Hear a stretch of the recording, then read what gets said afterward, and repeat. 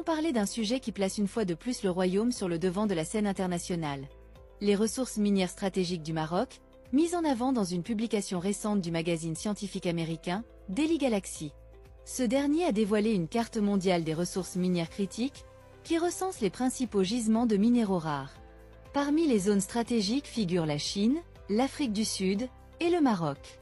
Notre pays y est mis en lumière pour la richesse de son sous-sol en métaux rares et stratégiques, essentiels à la transition énergétique mondiale. Dans cette dynamique mondiale vers une économie bas carbone, la demande en minerais critiques comme le cobalt, le cuivre, l'argent, le zinc ou encore le lithium explose. Le Maroc, déjà riche d'un patrimoine minier historique, attire aujourd'hui l'attention pour son rôle clé dans la chaîne de valeur des technologies vertes, des batteries électriques et même de l'armement de pointe.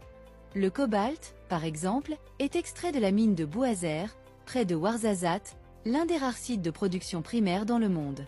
Ce métal est fondamental dans la fabrication des batteries pour véhicules électriques. Le cuivre et l'argent, quant à eux, sont présents dans plusieurs gisements du sud et du centre du pays, où le groupe Managem joue un rôle central dans leur exploitation et leur valorisation locale.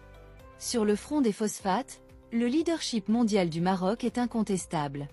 Le royaume détient plus de 70% des réserves mondiales.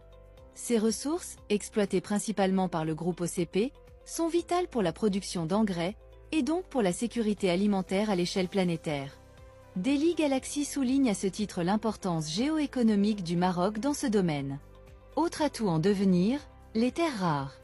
Bien que leur exploitation soit encore à ses débuts, des éléments comme le néodyme, le lantane ou le dysprosium sont identifiés dans des zones stratégiques comme le massif d'Ouled Glim ou le mont Tropique, au large du Sahara marocain. Ces métaux sont incontournables dans la fabrication des éoliennes, des smartphones et des moteurs électriques. Toutefois, leur développement nécessite des investissements importants en recherche, infrastructures et partenariats technologiques. Face à ces opportunités, le Maroc cherche à concilier ambition industrielle et responsabilité environnementale. Le Plan national de géologie 2021 à 2030 vise à moderniser la stratégie minière nationale, tout en intégrant des normes strictes sur le plan social et écologique. Le pays travaille aussi à renforcer son attractivité auprès des investisseurs étrangers, notamment européens et chinois, soucieux de sécuriser leur chaîne d'approvisionnement.